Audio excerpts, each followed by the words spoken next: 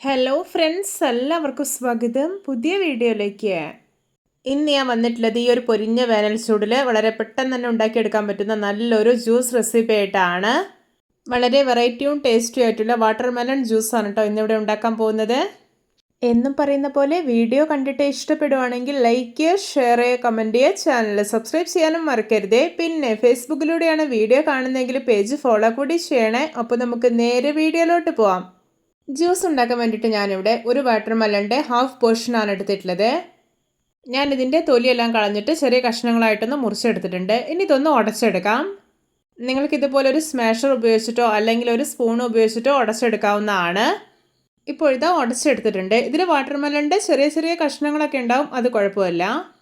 ഇനി ഇതിലോട്ട് ഒരു ഗ്ലാസ് പാൽ ഒഴിച്ചെടുക്കാം. ഇനി നിങ്ങൾക്ക് പാൽ ഒഴിക്കാൻ ഇഷ്ടമില്ല എന്നുണ്ടെങ്കിൽ ഒരു ഗ്ലാസ് കോൾഡ് വാട്ടർ ഒഴിച്ചാലും മതി. എന്നിട്ട് നന്നായിട്ടൊന്ന് മിക്സാക്കി എടുക്കാം. ഇനി ഇതിലോട്ട് സോക്ക് ചെയ്തെടുത്തിട്ടുള്ള 2 ടേബിൾ സ്പൂൺ കസ്കസ് ഇട്ട് കൊടുക്കാം. ഇനി ഇതിലോട്ട് മധുരത്തിന് ആവശ്യമായിട്ടുള്ള ഒരു 7 ടേബിൾ സ്പൂൺ പഞ്ചസാര ഇട്ട് കൊടുക്കാം. ഇനി ഇതിലോട്ട് നല്ലൊരു ഫ്ലേവറിന് വേണ്ടിയിട്ട് 1 ടീസ്പൂൺ ഏലക്കപ്പൊടി ഇട്ട് കൊടുക്കുന്നുണ്ട്. ഇനി ഇത് നല്ലപോലെ ഒന്ന് മിക്സാക്കി എടുക്കാം.